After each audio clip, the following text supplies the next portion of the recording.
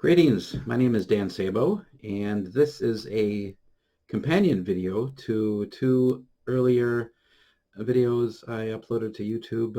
One was titled Harmful Cross-Transference in Couples Counseling, Iatrogenic Effects of Psychotherapy by Proxy, long title, and the second one was titled Restrict Couples Counseling by Proxy, NASW Ethics of Third-Party Psychotherapy Communications.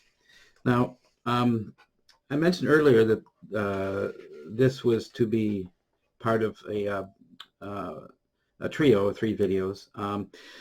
I mentioned that in one of the earlier videos. And the reason why I'm making this video, if you've seen the other 2, you'll have an idea. But I'm doing this because when I filed a complaint against 2 social workers in the late 1990s, I never had a chance I never had a chance to answer to the misinformation and outright lies in those letters that the social workers responded to.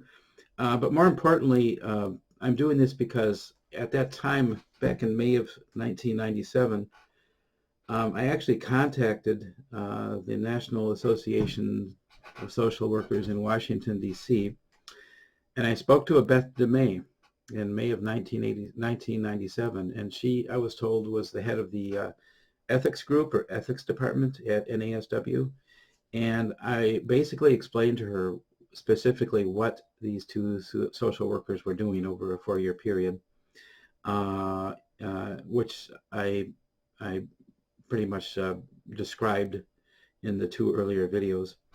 And she said, oh yeah, that's totally unethical. The social workers definitely shouldn't be practicing that way. And that's when I decided to file a complaint against them. So that's where this starts. But it's kind of hard to sum up what happened 20 years ago and put it in some kind of a concise, understandable form, so that potential clients of psychotherapists know what to look out for and can better protect themselves. And also psychotherapists, social workers, psychologists, psychiatrists, they need to understand that when you start crossing the boundaries of the therapist-client relationship and send communications to third parties, it can really screw people up. So that's why I'm doing this. So basically what happened, and I'm going to be as brief as possible on this. I met a terrific gal in the early 1990s. I was just crazy about her. I loved her. I was in love with her. She was in therapy at the time, and to deal with some issues. And she asked me to go to couples counseling when we first met.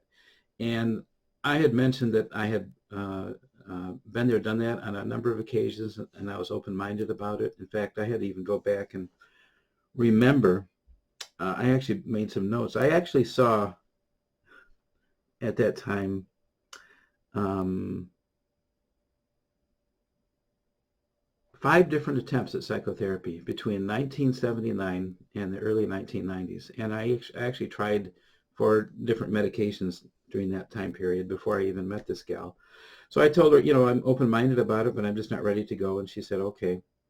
And then she said a couple weeks later, she talked to her therapist about it, and her therapist came back to her, wanted her to tell me that I should probably see a male therapist, and that was that. So, anyway, we were together for quite some time, a number of years, and about a year and a half into her therapy, this is where it got really bad. My gal took me out to dinner one night.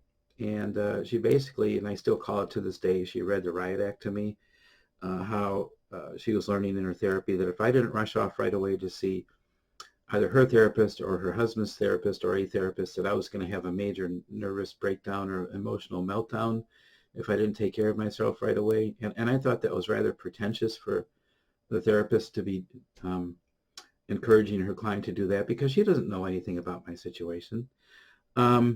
So I said at that time, no, but I'm open-minded about it, and I will sometime in the future.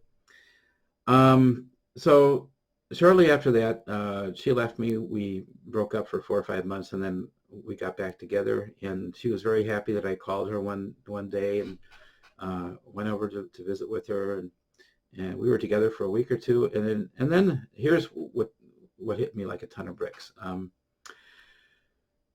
My woman friend told me that her therapist was helping us to be together just for the sex, without any intimacy or feelings attached. And I didn't know how to react to that at first. It kind of hit me like a ton of bricks, but at the same time I was almost afraid to say anything, because if I said anything bad about her therapist, oh, for heaven's sake, then the therapist would turn her against me in some way. So I guess how did it's very difficult for me to even describe how I felt when I first heard that. I felt like I needed approval from her therapist to be in a relationship with her, like she was some kind of a parent, and I felt like I felt like her therapy was more valid. My woman friend's therapy was more valid than anything I ever did. That was very hurtful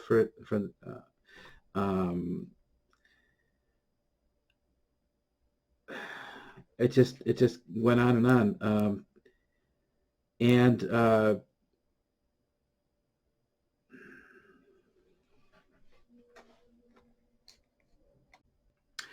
so I guess the easiest way to describe how I felt when there's this therapist I've never met sending a communication to me through my woman friend at the time.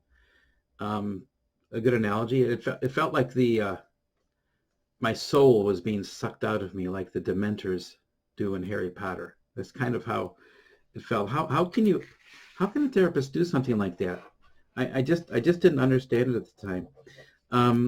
I thought it was not good for her, because I was told that she was learning through her therapy that I didn't really know what I wanted in a relationship, because I haven't had enough sex partners. Now, where does a psychologist or a psychotherapist or a social worker, whoever, where do they get off saying something like that to a third party they'd never even met? It's just so wrong. And I kept thinking to myself, is this like some kind of an experiment, a social psychology or a new therapy experiment? And our relationship is being used as some kind of a guinea pig in a laboratory experiment. It's just, and if my girlfriend, if my ex-woman friend at that time, if all that she wanted was a non-intimate relationship, this is the big thing. If it's true that that's all she wanted was a sex, then why is she wanting me to go into couples counseling with her the first months that we meet?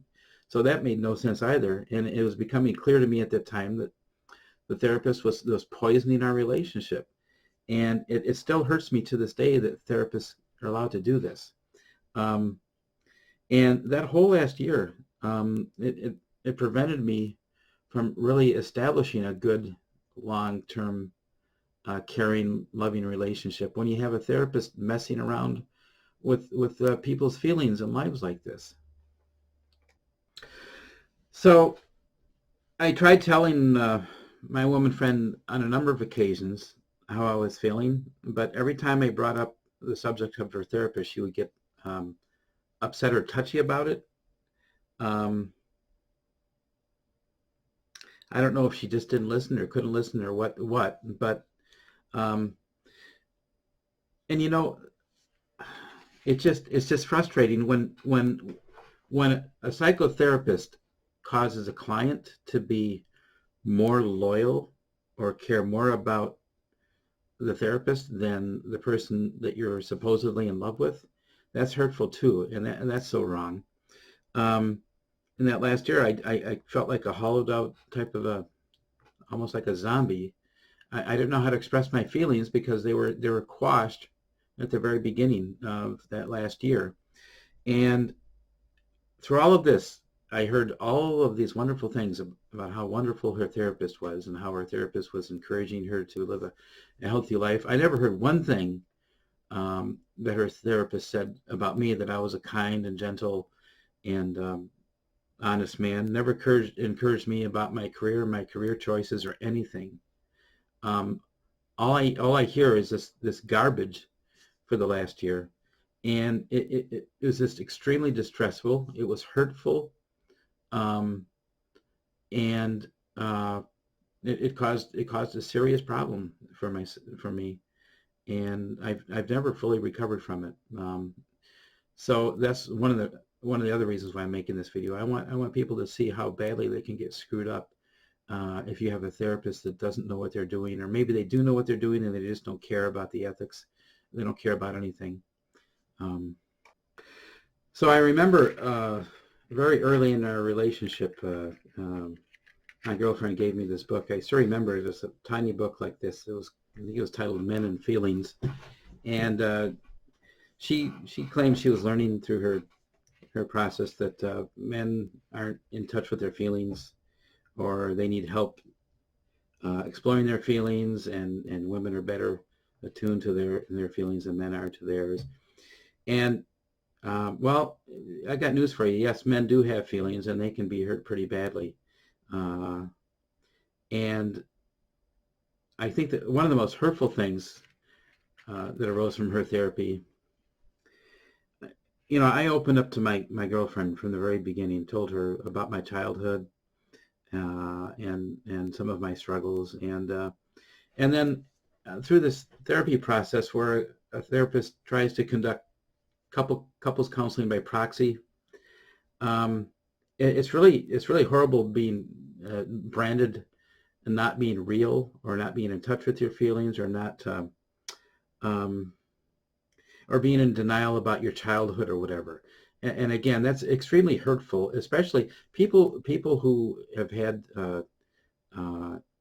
childhood issues. Yes, you can still have a happy childhood and still be depressed and still work every day to be happy. I was surrounded by a very loving and trusting family. We had a family tragedy when I was young, but you know what? We got through it, and I was trying to get through it as an adult too. But one of the most hurtful things a therapist can do is to brand a third party into being in denial. People who have problems know they have problems, and they try to get help. And the worst thing you can tell somebody is that they're not being real, or that they're being in denial, or they're not opening up. I did, and I got kicked in the teeth for it.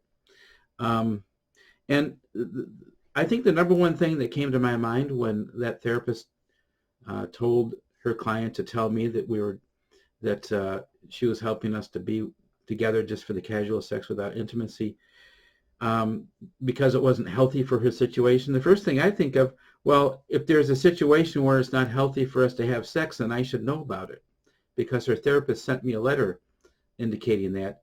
And then after which, in the same letter, she said she's not going to communicate with me again about the subject. So if there's something really bad about it, I should know about it too. So that's just totally wrong. And it's just so many things. So finally, after 4 years of this off and on situation, my best friend and love of life at that time broke up with me because she says, oh, our relationship is not healthy. She's learned that from her therapy. And well, yeah, after 4 years of that, what do you expect? So, and it's really, she told me that the last day that I had her at my home, I prepared a dinner for her, and I wanted to talk to her about some of these issues. She told me that she had learned from her therapy that I was not capable of a long-term love relationship. Now, and that's what her therapist has been teaching her for 4 years. And I don't know how I can express to you how much that hurts to tell somebody something like that. After putting them through this for 4 years with these two, I don't have any other words for them but to say quacks. Okay, sorry. I thought I could do this all in one piece, but I realize I'm going to have to edit it and cobble it together. But sorry about that. So anyway, my gal broke off with me, and I forgot to mention that before this happened, or during the time this happened, my woman friend's therapist had a husband who was also a therapist and working in this. They're both working out of a private practice firm out of their home. And so about a year and a half or so prior to this breakup, he had called me out of the blue and solicited me, asked me to come into therapy with him, which I did at that time. I actually came in to see the husband of my woman friend's therapist, who was also a therapist. I went to see him. I saw him for one session, on their invite, on their invite. And then I go back for a second session, and he says, "Okay, oh, I'm so sorry. I've just gotten a job, a new job. I'm going to have to not do private practice work anymore." And that was that. So a year and a half goes by, and then towards the end of our relationship, I hear that he is back in private practice working with his wife. So at the end of our relationship, I call him up and I go in to see him. And the second time, and at the first visit, he promised he'd stick with our therapy for good, all the way through the end. And I appreciated that. And I told him one of the first things I told him, I was there to fight for our relationship with my woman friend. He knew that. He knew why I was there. He invited me previously, and that's why I was there. So he knew from the very beginning. And I asked him, "Well, what's this deal about your wife encouraging my girlfriend, my woman friend, to have just casual sex without intimacy attached?" And first thing he said, "Well, that would be unethical for her to do. I will check with her on that and see what the situation was." Then he comes back, like in the next session, comes back and he tells me that his wife told him, my woman friend's therapist told him that she thought that casual sex between consenting adults was okay. So I never really got a definite answer on that, other than to say that he didn't contradict what I had raised with him earlier. Then during our therapy, he said, "Well, I really don't think you've had the chance to mourn the loss of your woman friend, so I want to invite you to cry right now and let your feelings out." And I'm thinking, that's a lot of gall for the man to invite me to cry over the pain that his wife caused our relationship for 4 years. It was just awful. And then he goes on to say that I had written some of my ex-girlfriends some letters, and he went on to say that I wasn't respecting my ex-girlfriend's boundaries because I was writing her letters after we broke up. Well, you know what? What about the boundaries that his firm violated for 4 years? That's the first thing I thought. And the fact that my girlfriend tells me that she brought some of my letters, we talked a couple times after we broke up by email and such. She said that she brought some of my letters into her therapist, and her therapist was supposedly lamenting over how bad this was. I don't think they were lamenting. I think it was more like Schadenfreude myself. I think they were actually happy. It was like they were they predicted, or they like a self-fulfilling prophecy, saying that, "Oh, I'm going to have this emotional breakdown." Well, yeah, I'm going to, if you're going to do all this kind of crap in psychotherapy. So it's like a self-fulfilling prophecy. That's what I felt this thing was playing out as the whole time.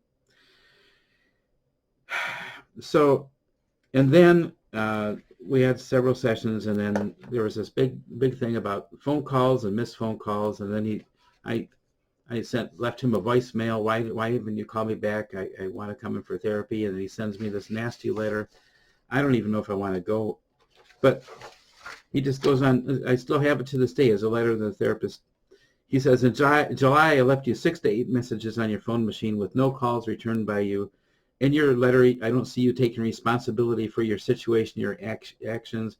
You are apparently compelled to assign blame, and just on and on and on. Just a bunch of lies. So that was it. So I ended therapy with him. So then I even asked him, is it okay if I write your colleague a letter about my concerns? And he said, sure, no problem. So I did. I wrote her a letter, my ex-woman friend's a letter about my concerns, and then she answered me back. And I'm going to collect myself and talk about that in a minute. So I want to read this letter in full. It's just a short one-page letter, and this is the letter that my ex's psychotherapist sent to me in response to my letter when I was asking her why she helped her client to be with me. Why did she help her be us to be together just for the sex without any intimacy attached? She writes, I wanted to respond quickly to your letter because I am sorry that you are in such distress. I cannot respond to every concern you raised in your letter, but there are a few important things which I would like to communicate to you. I feel that you received an inaccurate impression of my involvement in your ex's decision-making processes and of my influence over her. My role in her life, from my perspective, has been to help her to become aware of her own feelings. Your sense that I have directed her thoughts and feelings toward you is understandable, but very incongruent with my experience and I believe with hers. So here she is. She acknowledges, she understands how badly this hurt me, but she's not taking any responsibility for this whatsoever. She goes on to say, I did not ever consider seeing you individually for therapy since it is my policy to not see closely related clients. Your ex and I discussed couples counseling as an option when you two became involved, but that is a decision I always leave up to my clients. As far as your belief that I encouraged her to have a casual sex relationship with you, that is incorrect. I helped her to become aware that that was what she was doing and encouraged her to communicate that to you. So here she is. She's acknowledging that she's doing psychotherapy by proxy. It's right here in her letter. But then she's not taking any responsibility or any offer of assistance to try to sort this out with us back then. Instead, she does just the opposite. So, and then she goes on to say, my role in her life has always been as an observer of her decisions and actions, not as a director. If she has ever interpreted my feedback as such and communicated that to you, I have no control over that. Your impressions and beliefs about what has happened in my therapy with her are your own, and I cannot take responsibility for them. I'm sorry that your breakup with her has been so extremely painful for you. I don't feel, however, after reading your letter, that there is any reason for us to meet, as I cannot help you in the way that you have asked. I never have advocated for or against your relationship with her and cannot begin to do so at this time. I will not communicate you again regarding this subject. So first she acknowledges how much distress she causes, and then she causes further distress by telling me the truth, and then half-truths, and then saying she's not responsible. And then she says, again, I'm sorry to hear you're in so much pain. I wish you the best and hope that you can find some healing soon. So this letter is just, I'm reading this over 20 years later. I mean, okay, and I'm still upset about it. And she goes on to say, she didn't encourage us to have casual sex. She helped her to become aware that that's what she was doing. Well, okay, that's probably even worse because I wasn't having casual sex. I was in love. I was in love with her. And so I'm thinking when I read this 20 years ago, make up your mind. But this letter is just bullshit. It was written in panic, clearly, because she responds quickly to try to alleviate my concerns, and then she makes them far worse, and then she closes the door and says, I'm never gonna talk to you again. And that's just so wrong. So for many years, many years afterwards, even some fleeting glimpses even today, one of the results, I often wonder what our lives would have been like if we didn't have these two horrible psychotherapists that screwed everything up. And one of the hurtful things is, another hurtful thing, one of the reasons why I didn't go into therapy with her early on is I felt that it was a private thing between her and her therapist, and I wanted her therapist to help her to resolve her issues that she was working on. I rode her bandwagon for 4 years, and I supported her in every way a guy could emotionally, without rocking the boat too much. And when it came time for me to need help, I get thrown under the bus. So that's the thanks I get. And the only thing I can think of is that her therapist taught her how to be the meanest towards people that she cares about the most. Just because sometimes I think that the reason why the therapist did that, encouraged us to be, helped her to be with us, be together without any intimacy, is it was easier for her to do her job. So she's just gonna put the kibosh on this relationship, just so it's easier for her to work with her client. And that's wrong too, because when you screw up somebody else by doing that, it's horrible. I'm never going to want to go back to therapy again because of this. I've thought many times. So basically the two social workers were cowards. They had an ethical dilemma to solve, and they ran away like little kids. They ran away instead of solving the ethical dilemma. And some of the feelings I've had many years after, I still feel to this day. I feel like ex-cult members do. They get excommunicated by their cult. Well, some therapists have this disconnection policy when they manipulate their clients into breaking up or divorcing with people. They have this no contact policy. Don't ever talk to the person again. It's not much different than a cult. So I wanted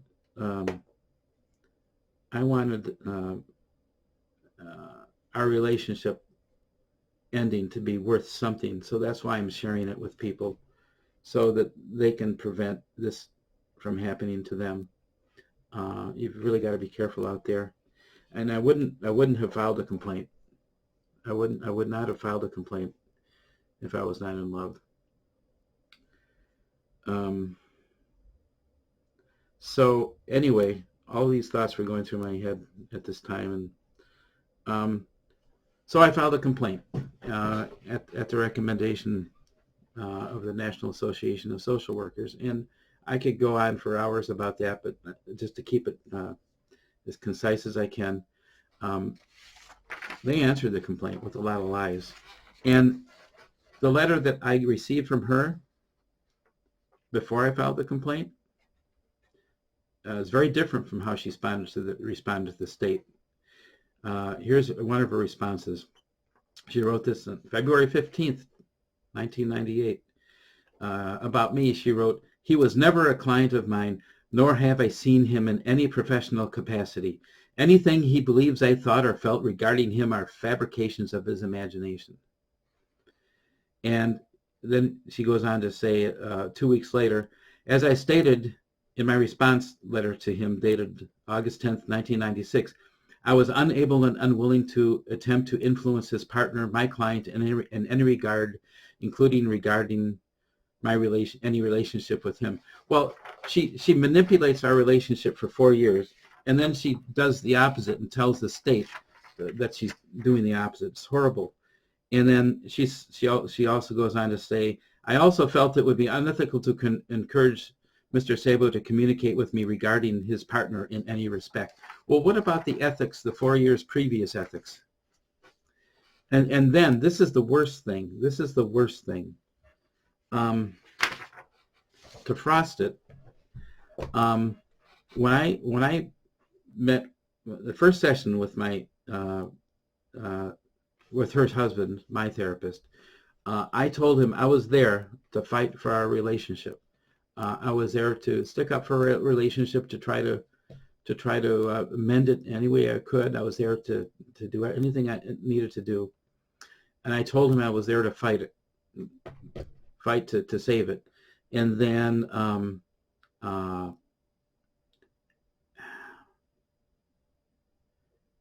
after he broke it off with me, I sent him a letter referencing that fight, and then he twisted that. He took the most sensitive, the most painful part of our therapy together, and he knew this. He used it against me, and he twisted my words around and told the state licensing board that I was harassing him or worse. And that's and his wife said the same thing.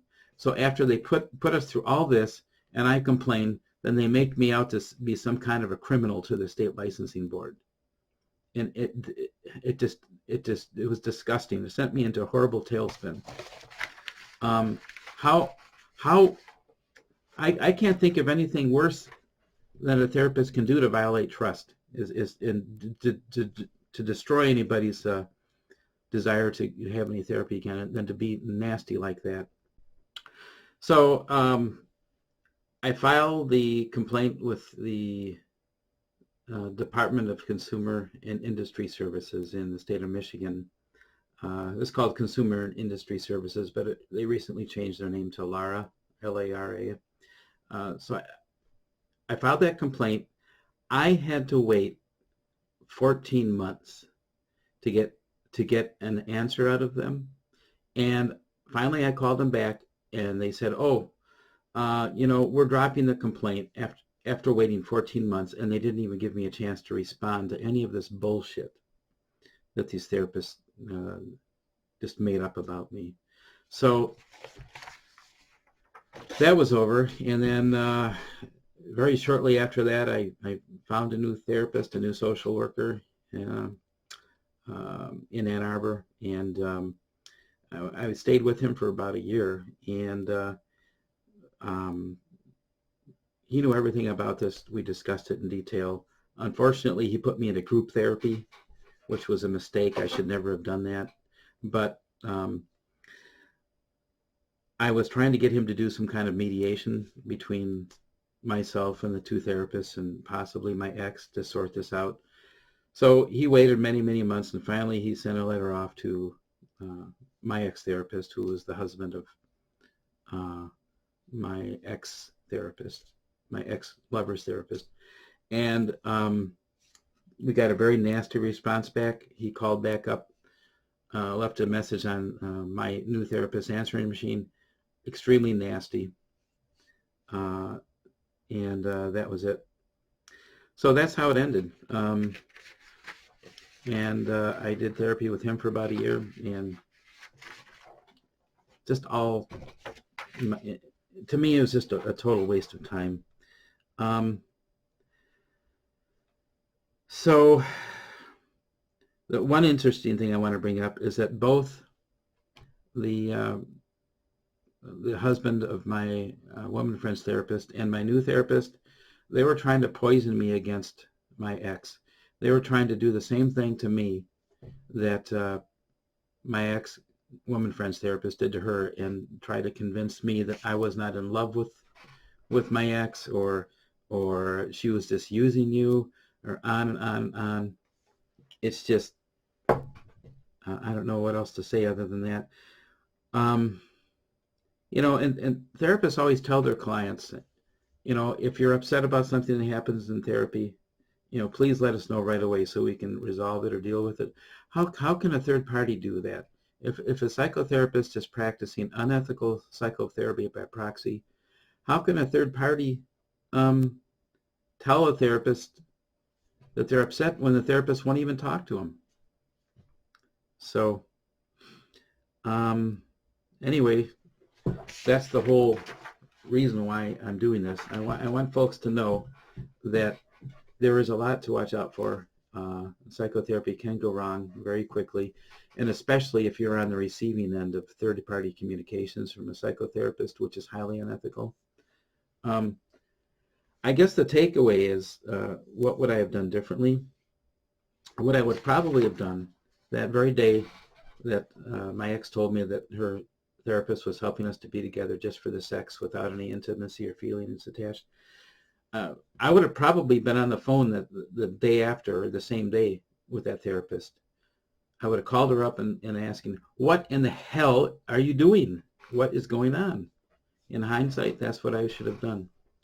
I don't know what the result would have been, but all I'm saying is that these kinds of practices should be banned outright. They should be illegal in Michigan and in every state in the country.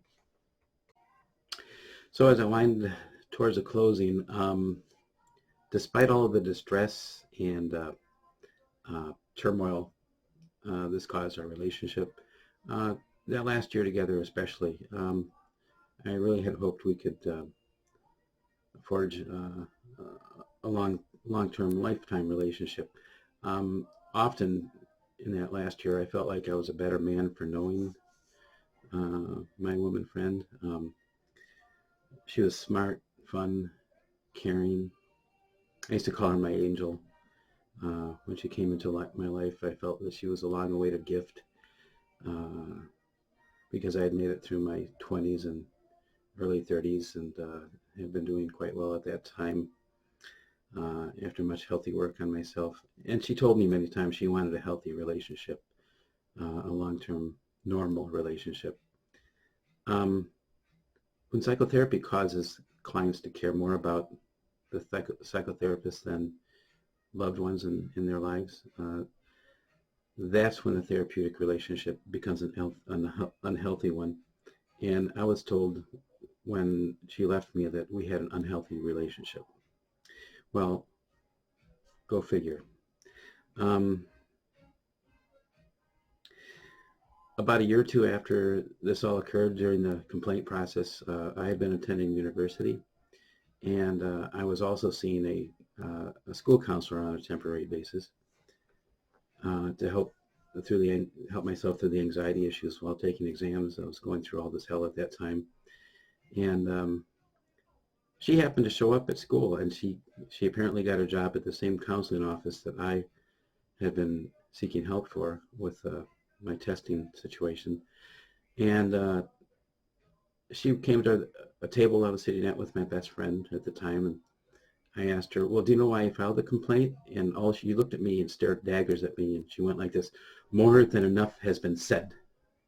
Just like that.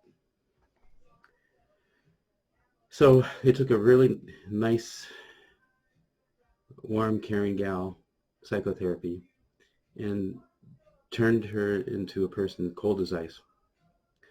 And interestingly, during the complaint process, when her therapist responded, first she sends a letter to the board saying that everything I've told the board, my former client, my ex-girlfriend, woman friend, would back up her claims. And then a couple weeks later, she writes to the board and says, I'm sorry, I'm not going to do that. It would violate her confidentiality. So apparently she tried to enlist my ex into supporting the therapist's claims. So that's just another example of how therapists try to break couples up and tear them apart. And I figured, if the therapists are citing half-truths or outright lies to licensing board, then they're probably doing the same to my friend and poisoning her further against me. And I want to mention a phrase too. I never really had a term to call it back then, but I called it brainwashing, but today it's well known as gaslighting. And that's how I felt when this was going on. I felt like this was all gaslighting, crazy making for profit, so that they could create a new client to come in for therapy to their firm. And it's just, I liken it to brainwashing. And that's what a lot of therapists do. And if you don't believe me, do a search on Google. And I'm going to be posting some links in the comments section to this YouTube video. There's one article in particular, I can't remember the name of it offhand, but it was written by a many year experienced marital and family therapist. And the headline of the article read, be careful, couples counseling can ruin your marriage or relationship. I'll post a link to that article in the comments section. But there are a lot of articles about how psychotherapy can truly damage people, and in me, it truly did, because I lost my education over this. Because at the time I was going through a tremendous amount of stress, and I was on an anti-anxiety and antidepressant medication during school, and the dean of the School of Engineering told me to my face that if I needed to be on prescription medication, that I did not belong in their engineering program. So when psychotherapists screw up, especially at crucial times in people's lives, it can cause significant lifetime damage, career damage, financial damage. So that's why this is so important that psychotherapists follow ethics, and they don't attempt to do unethical types of psychotherapy or counseling. To date, I think there are about 400 different kinds of psychotherapy. Very few of these have any efficacy studies to back up their success rates, and that's wrong too. So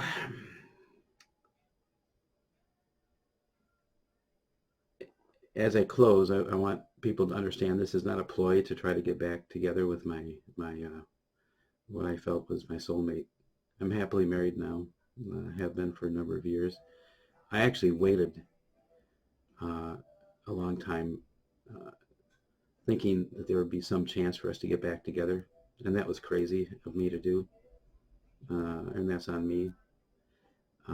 But I've got a person in my life now who loves me unconditionally, and that's a good thing. Now, I understand grief and loss. I've been through a lot of it in my life. I've lost a lot of people, friends, relatives in my lifetime, and that's a normal part of grieving, and I've never had a problem recovering from unfortunate events like that.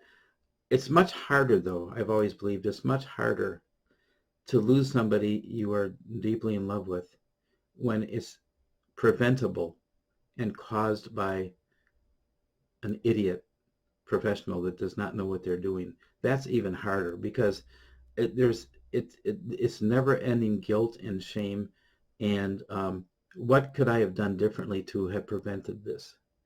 If a friend or a loved one dies of an unfortunate death like cancer or something like that, that's one thing. That's something we have no control over. But something like this we have, to some degree, control over. And I've been beating myself up almost every day for years, because I should have stood up for our relationship more, and that's on me. But there's not much can be done about that now. Things have changed. I just want people to know. I want therapists to know, especially, how badly you can hurt somebody by conducting psychotherapy by proxy, which should be banned. If you're trying to do couples counseling with only one person present in that therapy room, you should lose your license. That's how strongly I feel about this. So I hope I haven't bored you too much, and I'm hoping that this video will be out on YouTube for all time, and as a warning as to how therapy can go wrong. This is just one example of how psychotherapy by proxy can go bad very quickly. There are many other ways it could happen, but I wanted to use a concrete, real-world, true example as to what can go wrong. I think that's all I have to share with you today, and I'm trying something new next week, something very different, and I hope it sets me on a new path, something very positive therapeutically. So maybe I'll make a video about that at some point. Thanks for looking in. Bye-bye.